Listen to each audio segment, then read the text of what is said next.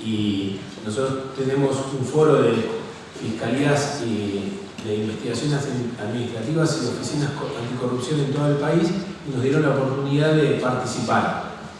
Y el examen era, bueno, analizando cada uno de los artículos de la Convención, qué organismos tenía el Estado Nacional para cumplimentar esa Convención. Y una de mis sensaciones, por decirlo de alguna manera, negativa, es que creamos 1000 organismos, se superponen, no trabajan de manera articulada para resolver lo mismo. Con lo cual, en ese punto terminamos siendo muy ineficientes porque dispersamos recursos y quizás para la misma función. Entonces, por supuesto que después están las dinámicas propias, ¿no? Una ciudad como Comodoro, y ayer contaban las chicas de la dirección de género, digamos, la cantidad de abordajes que tienen, y por supuesto la dimensión de Comodoro, que uno a veces, a pesar de que nos ha tocado venir muchas veces a Comodoro, le pierde esa perspectiva de la cantidad de temas, de cantidad de requerimientos que tiene, y hace indispensable que una municipalidad genere una instancia en ese sentido. Pero si trabajamos de manera desarticulada, el trabajo termina siendo ineficiente, por más que el Estado cree una serie de organizaciones o de entidades o de capacidades de respuesta. Así que si algo me llevo y está bueno de estas jornadas, es que estamos representados todos los estados y que nos permite, ojalá, trabajar de manera más eficiente para darle respuesta a la gente.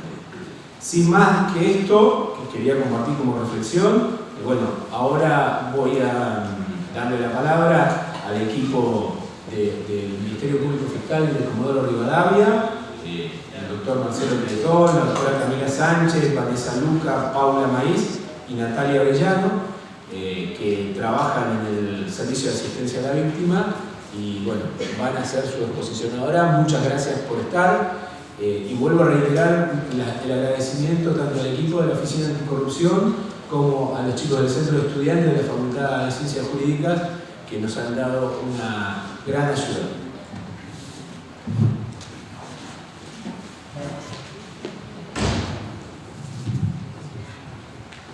Bueno, buenos días a todos. En esta vamos a abordar desde el Ministerio Público Fiscal la temática de la trata de personas, desde la perspectiva, diríamos, del Servicio de Asistencia a la Víctima y del aspecto contravencional. Sin más, para no demorar más, la primera cuestión la va a abordar la doctora Camila Sánchez, que hace relación al abordaje del tema de trata desde el aspecto del Código de Convivencia, ¿no es cierto?, ciudadano. Entonces va a exponer ella.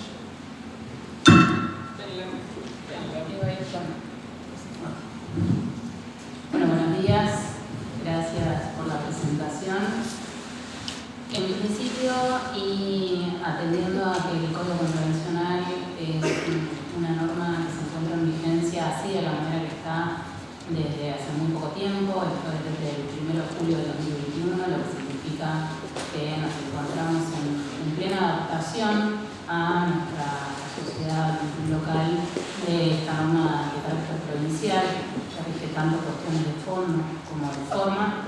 Lo que pretendo decir en principio es que este código vino a cambiar un poco la dinámica que se mantenía en los juzgados de paz, como juzgados, si se quiere, de instrucción, e incorporó dentro de su articulado la presencia del Ministerio Público Fiscal, así como también del Ministerio Público de la Defensa, en los casos que se necesite, obviamente que de los abogados del Estado.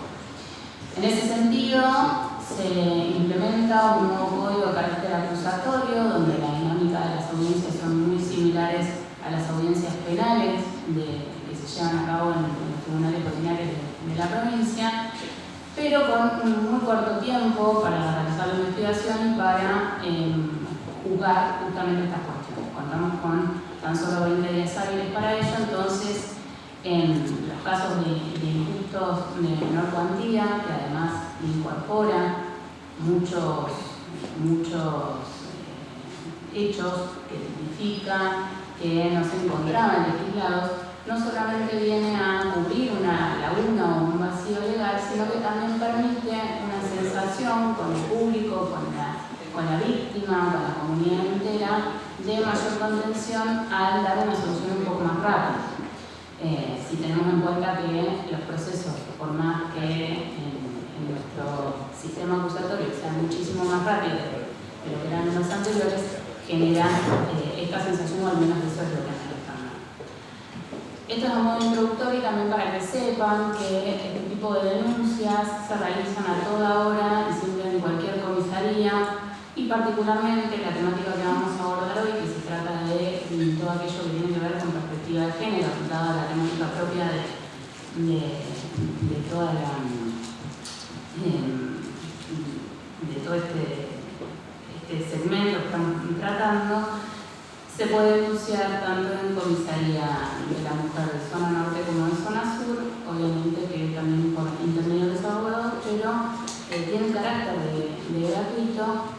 Y en particular, respecto a esta cuestión, vemos dentro de nuestra ciudad que hay un par de temáticas que se repiten y que nos han puesto en estos 2 años que lleva en implementación el código en órbita acerca de qué es lo que sucede y qué es lo que debe tenerse en cuenta y cuál es el interés público, dónde está en relación a los hechos que se reiteran y que están notificados. Y en ese sentido, vemos que se repiten muchísimo todos aquellos ilícitos o injustos contravencionales que tienen como cuestión en común la perspectiva de género.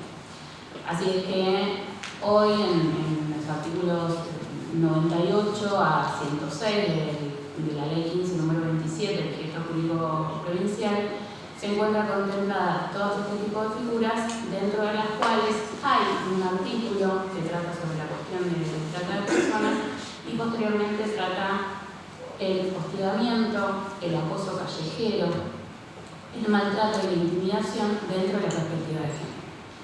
Esto es importante porque hasta el momento yo, antes de ocupar este espacio dentro de la Fiscalía Contravencional, que funciona dentro del mismo Ministerio Público Fiscal, es decir, dentro de la misma Fiscalía Penal, en una oficina aparte, pero dentro del mismo edificio, ocupaba un espacio dentro de la Fiscalía Penal y veíamos cómo había determinadas situaciones que eran muy disruptivas para la víctima, que generaban una sensación de injusticia, si se quiere, o de inseguridad constante, que no estaban contempladas porque no lo están en el Código Penal.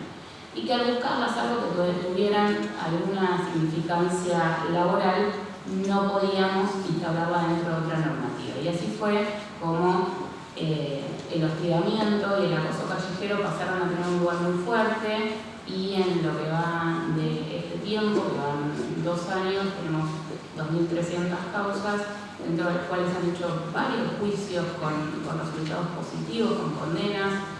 Quiero decir que hay un registro de antecedentes contravencionales en este sentido, y que ello también marca que sea para quienes continúan con este camino de investigaciones en sede penal, tanto en el aspecto federal, o en el fuero federal y en el fuero ordinario, tengan la posibilidad de contar con esa información. Así es como también, y como se ha dicho anteriormente, trabajamos de manera mancomunada con diferentes instituciones, dentro de ellas también muchas de las municipales, en función de tratar de no pisarnos entre nosotros, hablando muy pronto, y también de poder dar una respuesta más digna al conflicto en el que nos encontramos, porque por sobre todas las cosas es un fuero muy conciliador.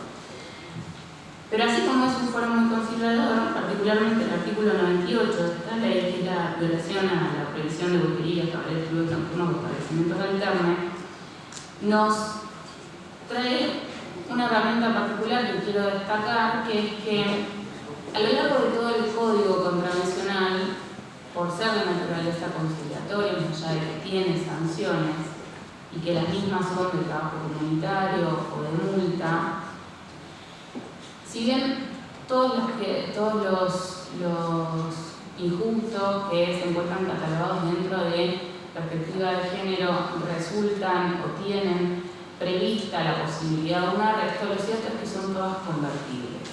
A diferencia de ello, cuando habla en el artículo 98 de la protección contra la trata de personas, que tiene la pena mayor que este código prevé, que es de 60 días de arresto, no permite la reconvención. Entonces, creo que el interés público por parte del Estado provincial en proteger a las personas que son vulnerables a este tipo de delitos da un lugar también como una suerte de acto preparatorio para evitar o por lo menos alarmar acerca de lo que está sucediendo y que esto pueda ser utilizado. Y así las cosas, este artículo dice que sin perjuicio de las penalidades previstas en otros ordenamientos normativos sobre la materia de clausura total y definitiva del establecimiento serán sancionados con arresto de hasta 60 días no revivible por multa los que promuevan la instalación, funcionamiento, regenteo, sostenimiento, promoción, publicidad, administración o explotación bajo cualquier forma o modalidad de manera ostensible o encubierta de bosquerías, cabarets, clubes nocturnos, establecimientos o localidades.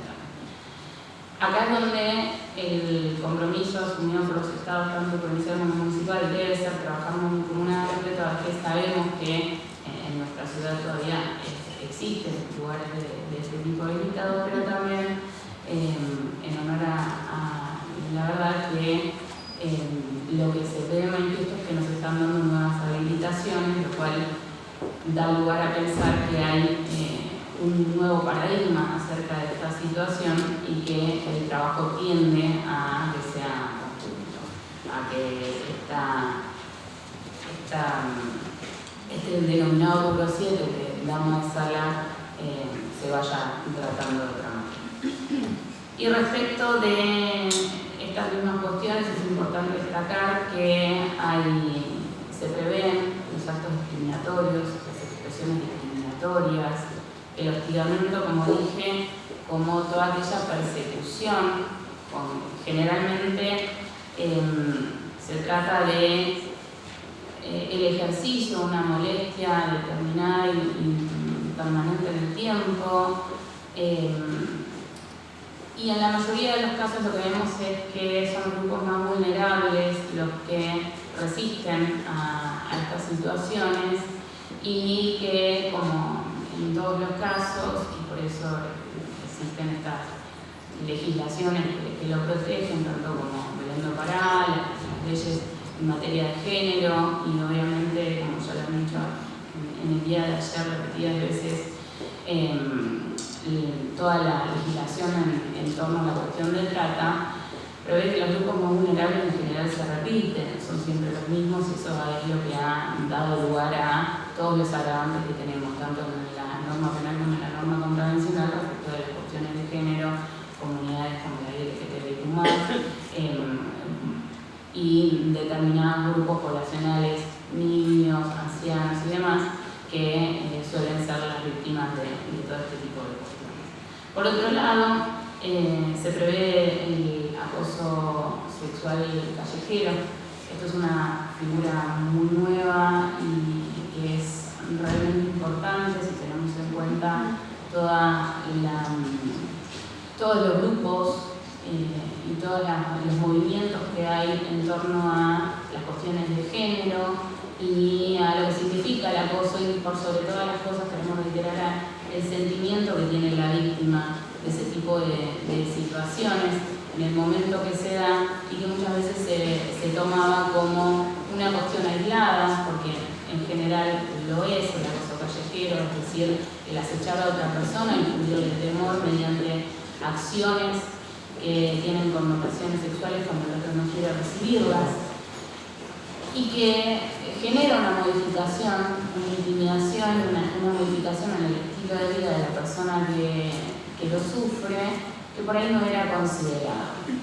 Obviamente con todas las falencias que puede tener la instauración de una nueva figura, de una nueva forma de conseguir este tipo de normativas, de un aprendizaje común de todos los operadores del sistema, así como también de la misma gente, de poder diferenciar cuándo es y cuándo no. Entiendo que es absolutamente positivo que esta norma haya llegado y que se esté instaurando y que esté siendo utilizada por la gente con un nivel de respuesta favorable. Hasta el momento tenemos un 50% de casos con soluciones positivas, y esto se sabe que en cuanto a estadística es un número muy elevado, y eso la verdad es que nos pone absolutamente contentos y orgullosos de las temáticas que estamos pudiendo hoy incorporar, particularmente estas que vemos que se sufren mucho y se están sufriendo mucho en la comunidad de adolescentes de nuestra ciudad, y que son la problemática a nivel municipal. ¿Por qué digo esto? Porque este código, que es provincial y como ya dije regula cuestiones de fondo y cuestiones de forma, trae muchas figuras que en nuestra ciudad se están utilizando y que son estas que tienen que ver con las cuestiones de género, y otras figuras que no tienen relación con nuestra dinámica como comunidad, pero sí lo tienen con otras poblaciones del territorio provincial. Y en función de eso es que nos parecía importante tomar en particular el hostigamiento, la intimidación, el maltrato, todo ese tipo de figuras para traerlas, así como también lo hemos dicho respecto de la cuestión de los actos dispositivos para favorecer la trata de personas a través de publicidad o de determinadas expresiones que puedan llevar a concebir que hay una intención de desplegar este tipo de acciones, porque la denuncia gratuita es muy fácil acceder y existe la posibilidad de que posteriormente, si existe una cuestión de competencia, si vemos que va más allá de lo que podemos contemplar como contravención, haya una intervención inmediata de comunicación con los organismos federales, así como también, en caso de considerarlo administrativo, lo haya a través de un trabajo mancomunado con la municipalidad, que es lo que estamos intentando, y con las distintas instituciones que a nivel local comulgan con la idea de protección de las comunidades.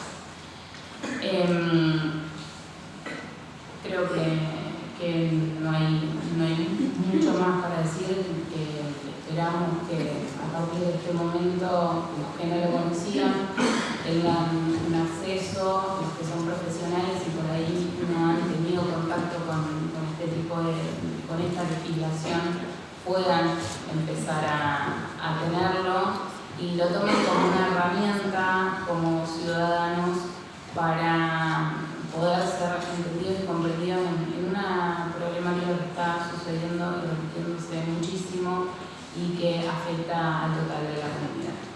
Les agradezco por la participación y le doy la palabra para que continúe. Sí, antes, perdón. Hola. Dos cositas antes de presentarlo a Marcelo Retón. Muy interesante lo que decía la doctora Camila Sánchez, y pensaba mientras ella iba señalando, ¿no? No sé si todos estamos en pleno conocimiento de todas las particularidades del Código de Convivencia Urbano y lo que eso significa, ciudadana.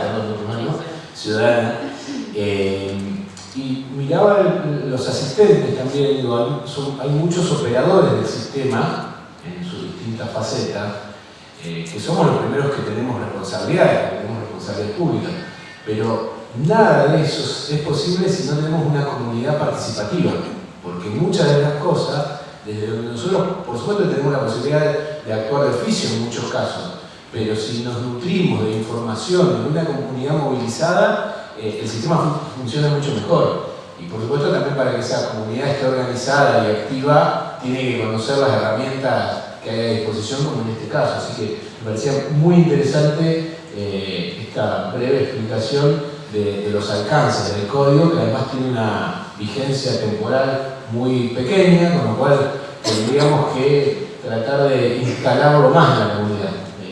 Muy bueno, muchas gracias. Bueno, y ahora Marcelo Bretón va a exponer. Bueno, ¿se escuchan? Bueno, la temática a exponer, yo estoy a cargo del Ministerio Público Fiscal de esta ciudad. Cuando el doctor Luis me planteó la posibilidad, ¿no es cierto?, del tema de tratar, diríamos, esta perspectiva. El tema de trata de personas, obviamente que es un tema de competencia federal, pero nosotros, diríamos desde la Fiscalía Provincial, obviamente que tenemos determinadas cuestiones que se enrolan con determinados delitos que están vinculados al delito de narco. Y por esa circunstancia que, diríamos, acepté la invitación y tratar de abordar este tema desde todos los, diríamos, órganos auxiliares que tenemos, y en particular también me pareció interesante plantear el tema relacionado con cuestiones de género a través del Código de Convivencia que ya expusimos. En particular, el Ministerio Público Fiscal, obviamente a través de la Constitución de la provincia, de su artículo 195, establece claramente que el Ministerio Público Fiscal es el titular de la acción pública, y en este sentido, a partir de la investigación y del sistema acusatorio, ¿no es cierto?, que tenemos, claramente el fiscal en particular, voy a hablar obviamente de la temática desde el Ministerio Público, a través de su investigación y de la creación de su ley orgánica, que es de la Ley 5, número 94, en su artículo 30, tiene un órgano auxiliar que es el Servicio de Asistencia a la Víctima.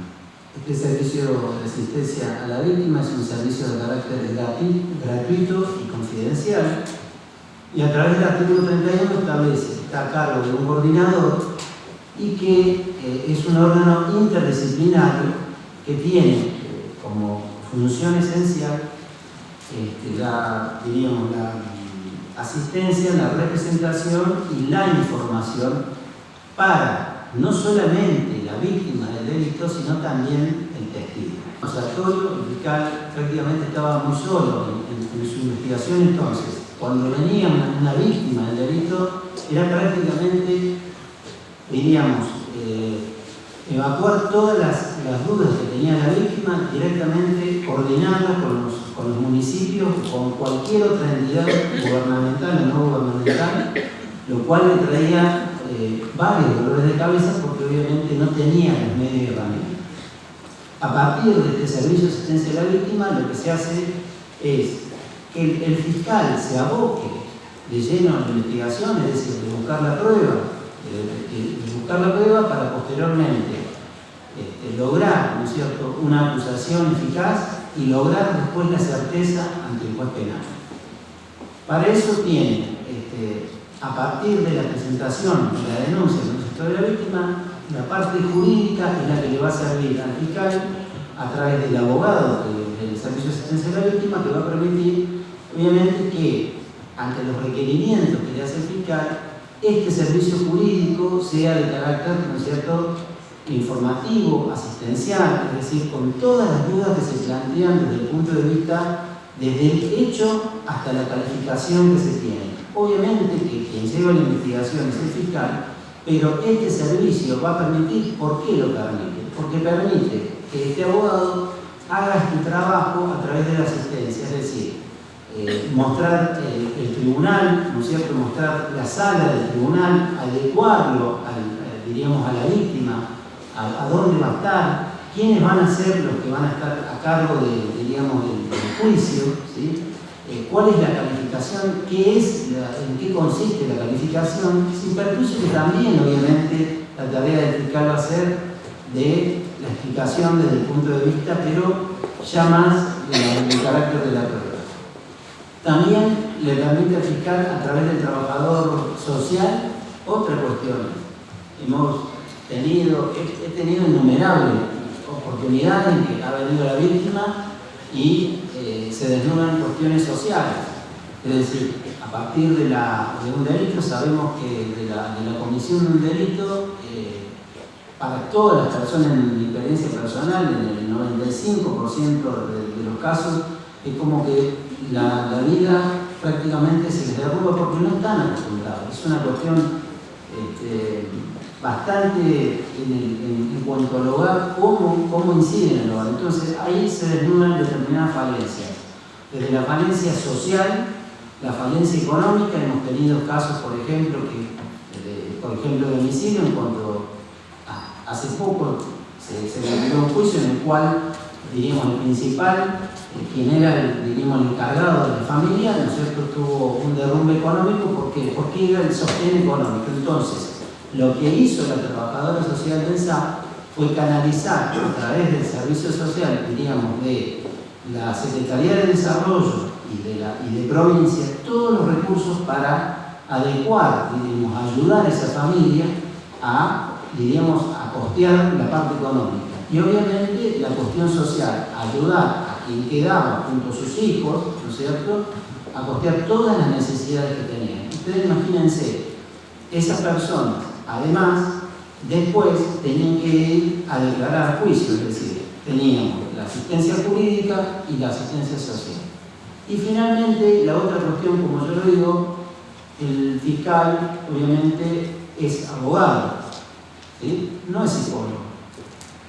Hasta antes del sistema acusatorio, el fiscal tenía una problemática porque obviamente el impacto psicológico era, decir, sobre la víctima era terrible, es decir, la víctima necesitaba esa asistencia.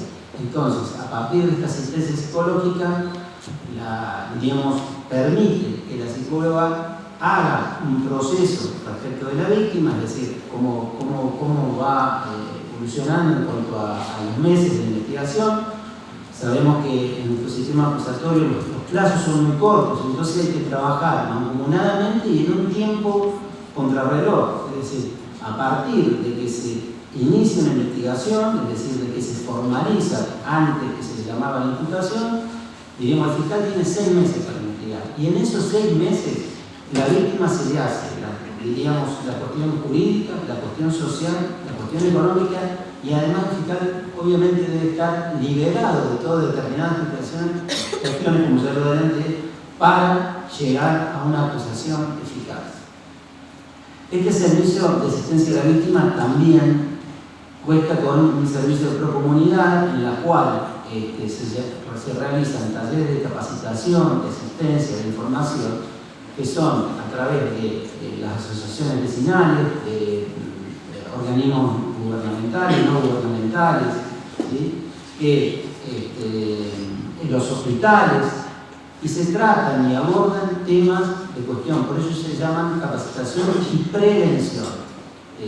Los temas principales que se abordan son, sobre todo, trata de personas, abusos sexuales, privación ilegítima de la libertad, lesiones graves, es decir, todas aquellas cuestiones y hasta las mismas, por ejemplo, hasta estafas se pueden tratar. ¿Por qué? Porque capacitan, por ejemplo, en determinadas cuestiones para evitar que determinadas situaciones lleguen, ¿no es cierto?, al delito. Entonces, en el caso particular, como lo vemos de trata, se capacita es decir, cómo es la situación, es decir, cómo se aborda una persona, el grupo de amigos, el trabajo que se le ofrece, por ejemplo, en otra provincia, lo llamativo de la remuneración que va a cobrar, en dónde va a estar esa persona. Entonces, todas esas situaciones se le van siendo a esta persona. Entonces, esa capacitación es lo que permite, en definitiva, también tener situaciones que implican evitar estas situaciones que, en definitiva, después se conviertan en delictuales. Es muy importante, desde el punto de vista de la investigación del Ministerio Público Fiscal, la no revictimización. ¿Cuál es la no revictimización? En primer lugar, es la denuncia. Cuando una persona denuncia realmente, por suerte, y lo digo a partir del sistema acusatorio, tenemos diversas, diríamos, comisarías que permiten una adecuada especialización en cuanto a esto.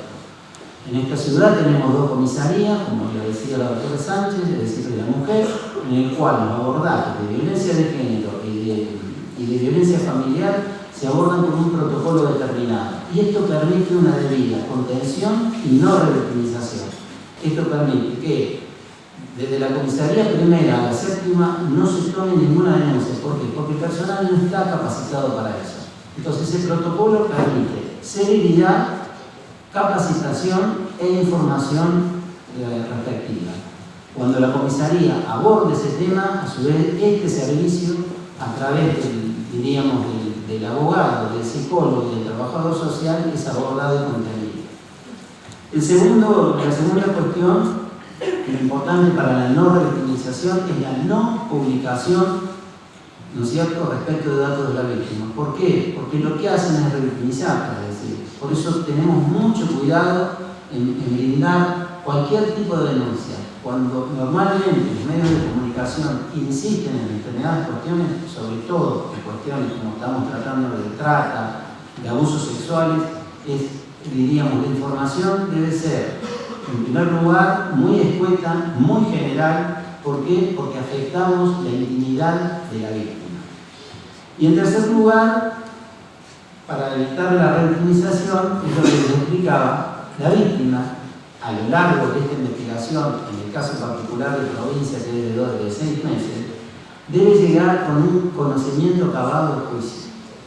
En otras épocas, es decir, la víctima llegaba prácticamente con el fiscal, lo que le mencionaba, solamente con el relato crudo, diríamos, del hecho, de la calificación y de lo que tenía que decir. Hoy, por suerte, ha tenido un cambio. ¿Por qué? Porque, como ya adelanté, se le muestra el lugar de donde va a declarar, se le asiste psicológicamente, la víctima puede declarar tranquilamente, si es necesario que haya de la víctima, y también me refiero al testigo. ¿Qué pasa con el testigo? Bueno, sabemos que normalmente el testigo tiene miedo, y sobre todo en la cuestión penal.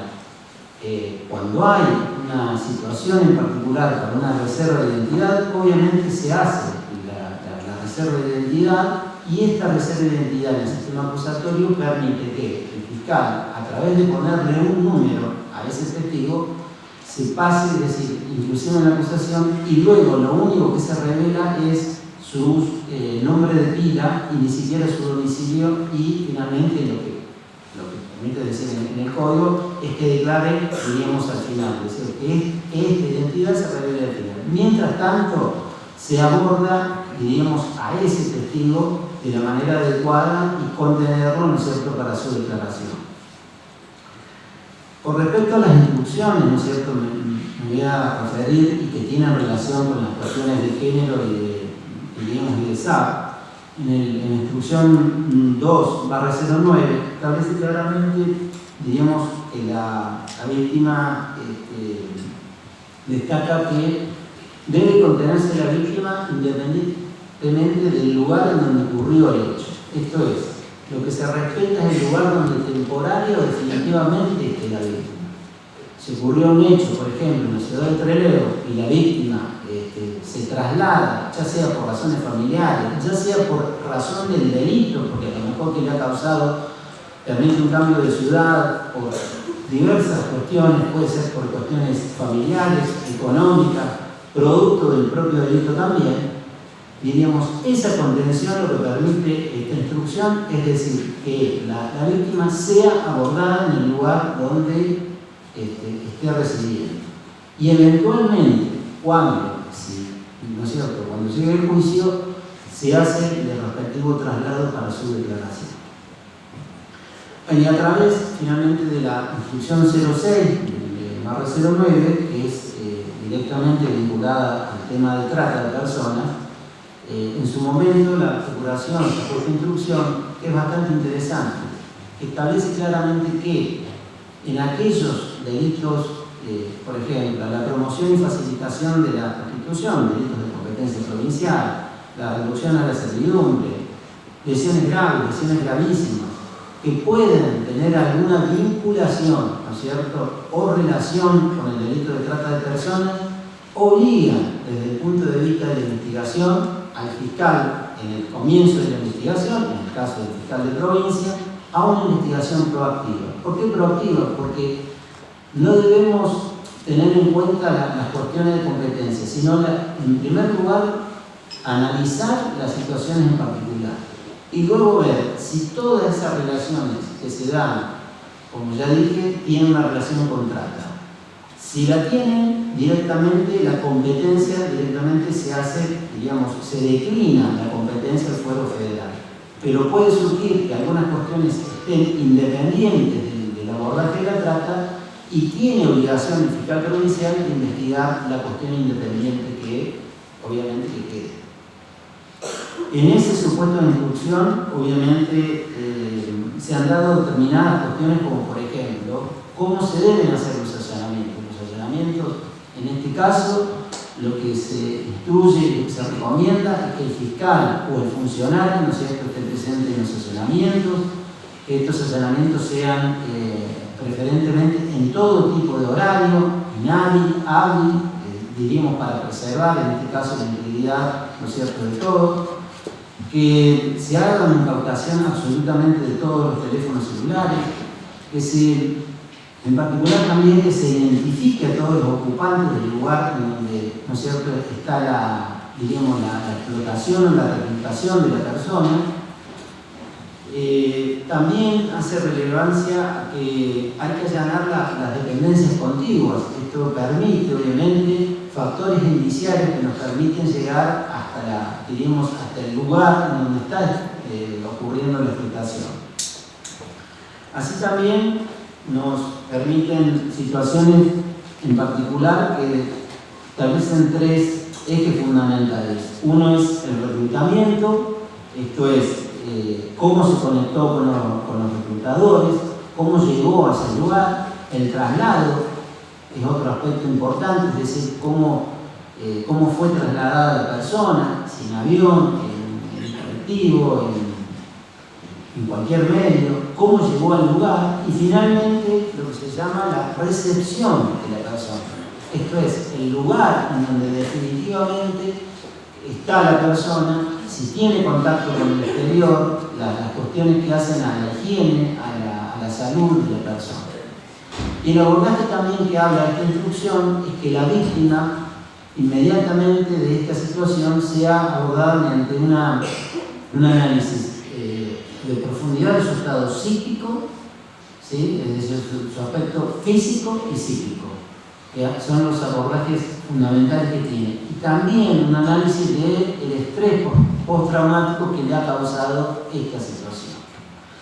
Asimismo, también, en el caso, establece la instrucción que haya menores, ¿no es cierto?, de edad, se le da intervención a la asesoría a menores de turno, urgente, para que la asesoría realice las medidas de protección urgentes y necesarias para el caso. En el caso de tener a víctimas que están que tenemos un montón de casos, como puede darse en el caso de tratas, que vienen de otra provincia, se le da intervención al Ministerio de Seguridad, ¿no es cierto?, de la provincia, ¿no es cierto?, respectivo, para que, conectado obviamente con la Fiscalía, ya sea, repito, en principio puede ser provincial o puede ser el juzgado federal, ¿no es cierto?, de la jurisdicción, para que tenga la vinculación necesaria y se trate de ese traslado inmediato, ¿no es cierto?, de esa persona. Y en el caso de personas de otros países, con los consulados, con las ONG, ¿no es cierto?, que se hace, diríamos, esa coordinación para la debida, diríamos, el debido abordaje de esa persona en el seno diríamos, de la trata. Bueno, en este sentido, entonces, para cerrar, lo que pondero es que a partir, ¿no es cierto?, como ya he mencionado, de las situaciones que se presentan, a partir de una investigación, diríamos, de provincia, como en el caso, y lo repito, las temáticas de carácter sexual pueden derivar en trata. Repito, puede ser que toda esa temática esté relacionada a trata y eso implica una determinación de competencia, o determinadas cuestiones pueden quedar apartadas de la trata y puede diríamos, el fiscal asumir la competencia de determinadas cuestiones y otras cuestiones, diríamos, las asume el juzgado federal. Bueno, este ha sido el aporte desde el Ministerio Público y ahora en particular lo que me interesa es mostrar a través diríamos, del servicio de asistencia que tenemos en el Ministerio Público Fiscal Provincial, cómo es el abordaje que se realiza para que sea, digamos, explicado, digamos, de manera más profunda a lo que yo me referí sobre todo a la parte de investigación, a cómo es ese abordaje, diríamos, que se realiza de la víctima, y lo repito, y del testigo. Este abordaje, diríamos, lo repito, es de carácter gratuito, confidencial y para víctimas, diríamos, del delito. Hola, buenos días a todos. Gracias por concurrir un sábado a la mañana a escucharnos y gracias por la presentación. Bueno, mi nombre es Vanessa Luca, yo soy una de las abogadas del Servicio de Asistencia a Víctimas, del que viene hablando el doctor Marcelo Cretón. Estoy con dos de mis compañeras, pues somos un equipo de 9 profesionales que está trabajando. Acá me acompaña la doctora Maíz, que es otra de las abogadas, y la licenciada Natalia Orellano, que es una de las trabajadoras sociales.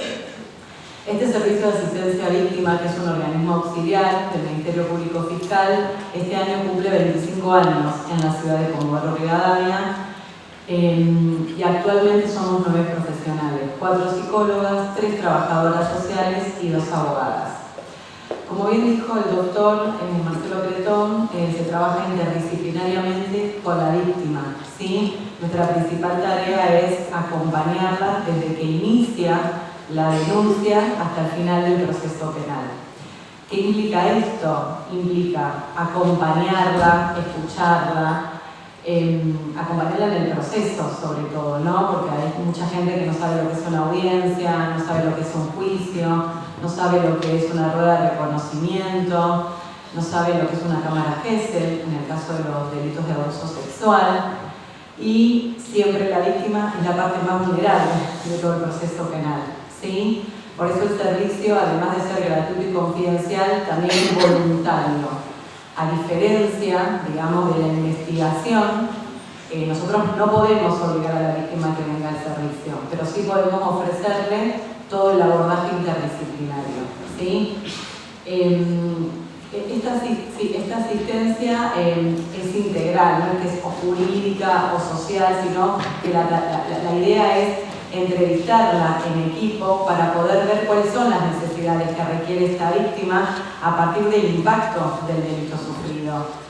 Más allá de que cada víctima es particular y también dependiendo del delito es el tipo de víctima. No es lo mismo una víctima que sufrió un delito sexual que una víctima que le mataron a un familiar y está atravesada por el homicidio, por un robo, digamos, hay muchas situaciones, ¿no? Y cuando vienen a la oficina y empezamos el abordaje, digamos, este delito viene por ahí a descomponer muchas cosas de su vida cotidiana. Y la idea es estar ahí para poder ayudarla. Primero, a recomponer su vida después del delito y sobre todo trabajar en el fortalecimiento para poder atravesar el proceso penal, ¿sí? Que es lo más difícil. Ahí, sí, bueno, la definición de víctima, hay diferentes tipos de víctimas. Sí. Hola, buenos días. Hola, ¿cómo está? Fundamentalmente, si bien nosotros tomamos diferentes conceptos de víctimas, el anterior, que tienen que ver con la ONU, con el Código Procesal Penal de nuestra provincia, siempre estamos hablando de personas que estuvieron atravesadas o están atravesadas por un daño importante en su vida, siendo lo que decía tanto el doctor como también la doctora Vanessa. Nos encontramos con personas dolidas, enojadas, con mucha bronca, con mucha ira. Entonces ahí se transforma en un trabajo interdisciplinario importante porque estamos con personas que primero no saben dónde están, ingresan a una institución como es Fiscalía, que van a hablar con varias personas. Entonces lo ideal es que sea abordada por el equipo interdisciplinario, fundamentalmente tomando en cuenta sus necesidades. Cuando hablamos de vulnerabilidad, también se tocó este tema, hablamos de personas, de niños, niñas, adolescentes, personas de las diferentes comunidades, con un desconocimiento importante de lo que le pasó. Entonces, a partir de ahí se organiza el equipo a partir de, primero, satisfacer las necesidades fundamentales. Muchas veces tiene que ver con el delito vivido, pero otras veces están atravesadas por situaciones económicas, por situaciones sociales, psicológicas, y ahí se escucha fundamentalmente la necesidad de la víctima en ese momento.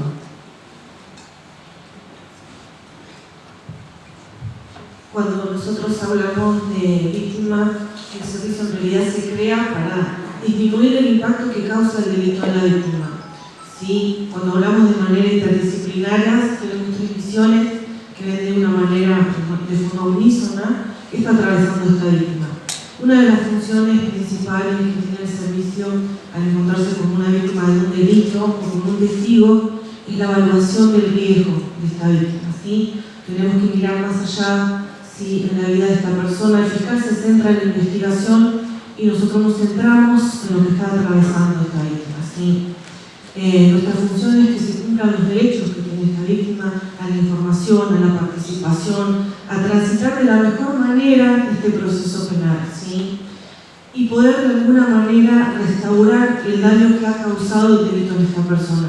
No solo en la víctima, sino en su familia también o en su comunidad, ¿sí? Más cuando tenemos delitos de abuso sexual, de violencia de género.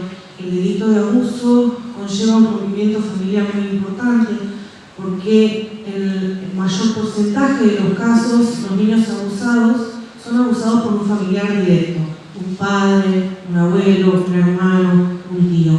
Esto trae un rompimiento muy fuerte en la familia, ¿sí?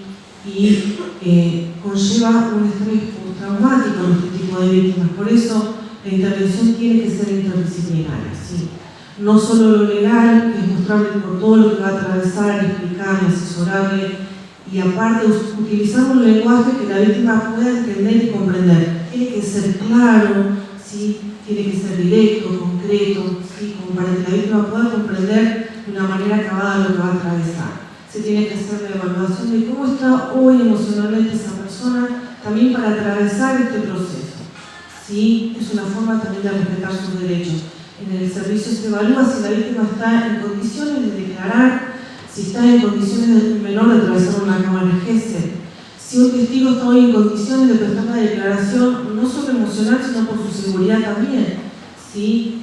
En la provincia tenemos 2 leyes que son la ley de ayuda para las víctimas directas de un delito y la ley de protección de testigos. Esos son los 2 recursos que nosotros tenemos de manera económica para ayudar a estas víctimas a atravesar. En un momento lo adelantó el doctor. Sí.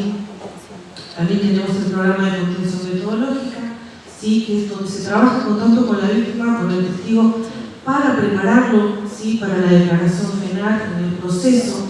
Y en esta preparación se evalúan muchos indicadores, ¿sí? Como venimos hablando, emocionales, sociales, si tiene recursos, si el testigo está en condiciones de seguridad, de estar presente en este proceso, ¿sí? Se evalúa si hay que sacarlo de la ciudad, si hay que ocultarlo, se evalúa a la familia también, ¿sí? Este servicio tiene un objetivo, como decíamos, disminuir el impacto que causa el delito, ¿sí? Por ende, estos objetivos son prevenir la revictimización. O sea, que una persona se enfrenta a un proceso penal, una persona común que no conoce, es un hecho que causa un impacto, ¿sí? Que revictimiza a veces mucho más que el delito causado, ¿sí? El ir a una comisaría, el desconocimiento de quién la va a recibir, de lo que tiene que contar, de la intimidad de un delito que a veces es muy complejo, ¿sí? Nosotros tendemos a la recuperación de esa persona, ¿sí? Que ha atravesado este delito, ¿sí? Nuestro objetivo, se lo voy a pasar a mi compañera porque no me doy vuelta. Me doy vuelta porque no me puse los lentes, perdón. Sí, bueno, los prevenir la revictimización, como les explicaba recién, ¿sí? Frente a las instituciones, frente, digamos, ante la policía, los mismos fiscales, nosotros, las audiencias, etc. Perdón, Sí. los medios de comunicación también. Y los medios de comunicación que también de alguna manera revictimizan porque exponen a la víctima en momentos que no son adecuados, porque está atravesado de una manera emocional y un rompimiento familiar muy importante. Entonces, a veces no es el momento de lo que se evidenció de que se exponga, más en los delitos de abuso sexual, ¿no? Bueno, nuestros objetivos, bueno, colaborar con la recuperación sí, de la víctima en los daños y efectos que causó este delito, posibilitar la reinserción social, en específico de las víctimas de violencia de género y de las de abuso sexual, participar en la recuperación integral de la víctima desde las 3 disciplinas, atenuar estas consecuencias del delito evitando posibles revictimizaciones, favorecer la participación activa en el proceso. Sí, el servicio, una de sus funciones es acompañar a la víctima desde el momento de que tomamos conocimiento de la denuncia hasta que finaliza el proceso penal. Se la acompaña a todas las audiencias, se la prepara para las audiencias, se la prepara para su declaración en el juicio, se la acompaña a cámara GESE, se le informa todo lo que va a suceder de antemano y aún dentro de la audiencia. En específico, en víctimas de abuso sexual, el servicio acompaña la declaración sentado al lado de la víctima porque es una instancia muy fuerte donde expone momentos de su vida muy traumáticos. Entonces ese acompañamiento tanto emocional como físico que hacemos tiende a que pueda transitar esto de la mejor manera y que también sea su declaración la más efectiva para que el proceso judicial concluya de manera exitosa, ¿sí? Y aún concluido el proceso penal en los casos de abuso sexual, nuestra participación lleva un año más. ¿Sí? Nosotros seguimos acompañando a la víctima, ¿sí? Un tiempo más, porque no es fácil salir de un proceso penal, más en este tipo de delitos. ¿Sí? Por ahí, la forma de cómo llegan a nosotros, digamos, ¿no? En realidad, cuando se inicia una denuncia, ingresa al Ministerio Público Fiscal y el fiscal y el funcionario en esa depuración, si es delito o no, es el que nos da intervención en forma directa, ¿no? Porque por esto no queda claro y a veces nos llaman los organismos. En realidad, nuestra tarea es a partir del delito, digamos, el fiscal y el funcionario el que da intervención al servicio, ¿sí? Esto no quita que después tengamos, por supuesto, interconsulta y se trabaje conjuntamente con organismos que también intervienen por sus fueros o por sus funciones con esta víctima, sea municipalidad, sea el hospital, digamos, los diferentes centros de salud que hay, ¿no? que ahí empieza también la gestión social. Y otra cosa por ahí para aclarar es que en el servicio de asistencia víctima no se realiza tratamiento psicológico, que esto suele por ahí confundirse. Si bien hay una psicóloga, si bien esta psicóloga va a trabajar para la evaluación de si el niño, niña o adolescente está para estar en cámara GESE o para el fortalecimiento de las víctimas y testigos al momento de declarar, no hace un tratamiento porque obviamente se acompaña el sufrido por el delito, pero no puede, por la cantidad de demanda, ¿no?, sostener tratamiento. Son 4 psicólogos con toda la comunidad, por lo cual sí se deriva cuando así lo crea conveniente y se realizan las gestiones necesarias para completar esa derivación, o sea, en el ámbito de salud privado o público, con todo lo que eso implica, y se la sostiene a la víctima durante el proceso, ¿sí? Obviamente porque sabemos, sobre todo en los mayores de edad, que es importante su declaración ante el juez o ante los jueces, ¿no? Según el tipo de juicio que sea. Esto para mí me parece importante porque, bueno, a veces tiende a confundirse que como hay psicólogas hacen tratamiento y no está dentro de nuestras posibilidades. Así que por ahí aclarar un poco esto. Sí, por eso, siguiendo lo que dice Vane, es fundamental el trabajo que hacemos en red con las diferentes instituciones, ya sean centros de salud, centros de promoción, provincial, municipal, porque se torna bastante tedioso la posibilidad de encontrar un recurso desde el punto de vista psicológico. Más allá de eso, obviamente que siempre se hace el acompañamiento y se continúa trabajando también con cada profesional que comience a intervenir desde estas instituciones. Pero más allá de lo que es la derivación a los diferentes espacios terapéuticos, se trabaja en red también para, como dije al principio, satisfacer todas las necesidades también de índole económica, que tiene que ver con instituciones escolares también. Muchas veces cuesta regresar a los escenarios donde, suelen suceder los hechos. Entonces se trabaja con diferentes instituciones donde las víctimas atraviesan. Es fundamental el trabajo que hacemos en red con las diferentes instituciones de Comodoro. Acá estaba el sitio. Sí, bueno, está el circuito institucional, ¿sí? Que por ahí lo pueden ver en pantalla. Ahí, bueno, el doctor hablaba también que trabajamos mucho con comisaría de la mujer, ¿verdad? De zona norte, zona sur, y bueno, una subcomisaría en la séptima creo que está funcionando.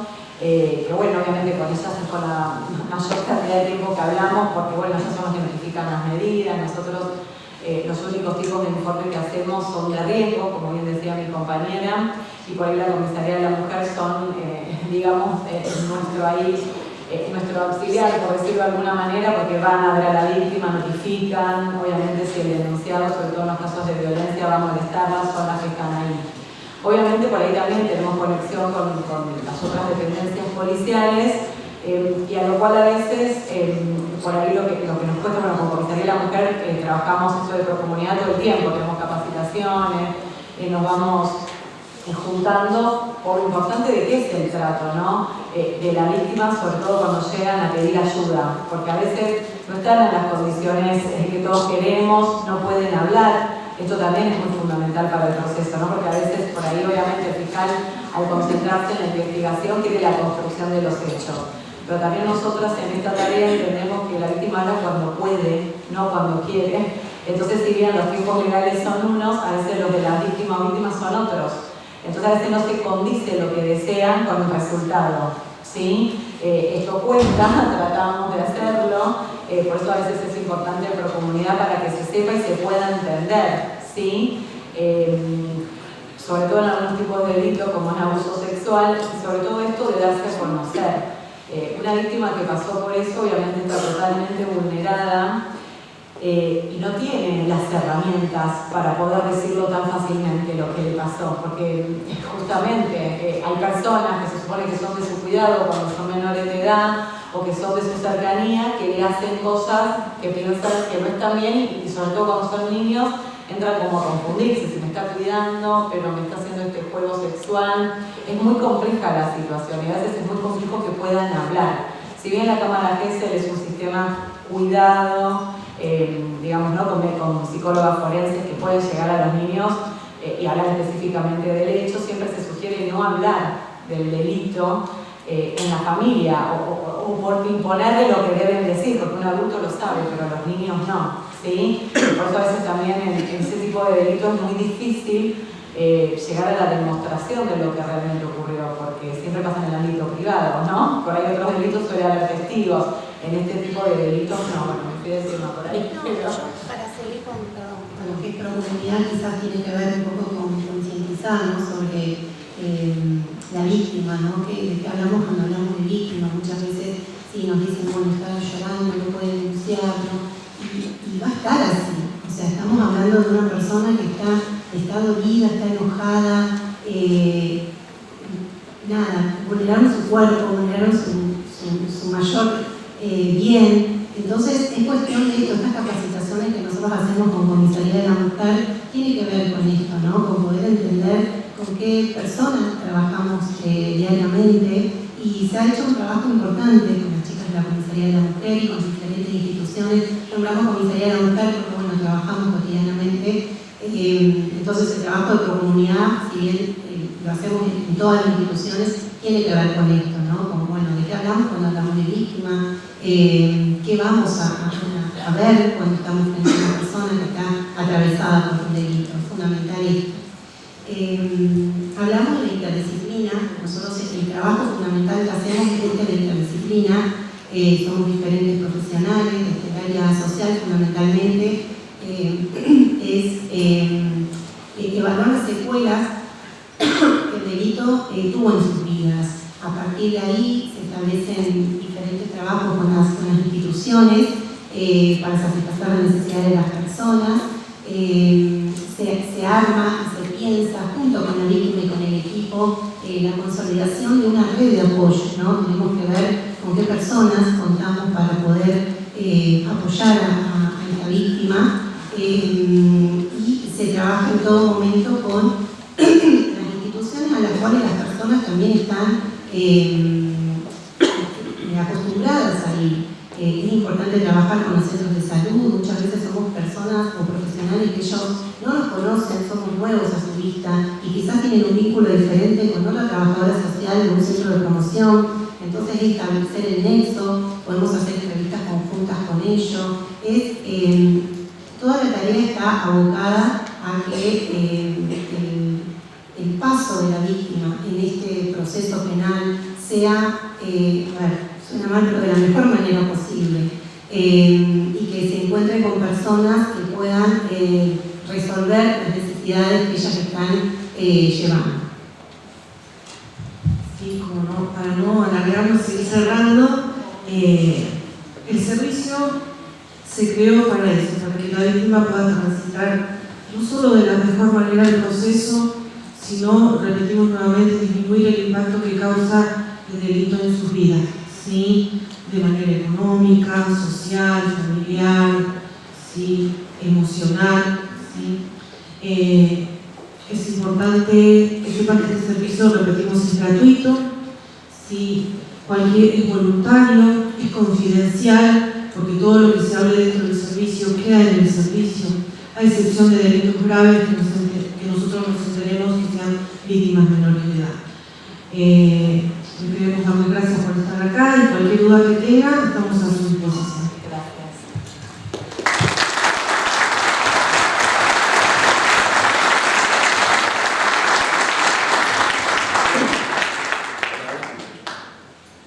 Hola.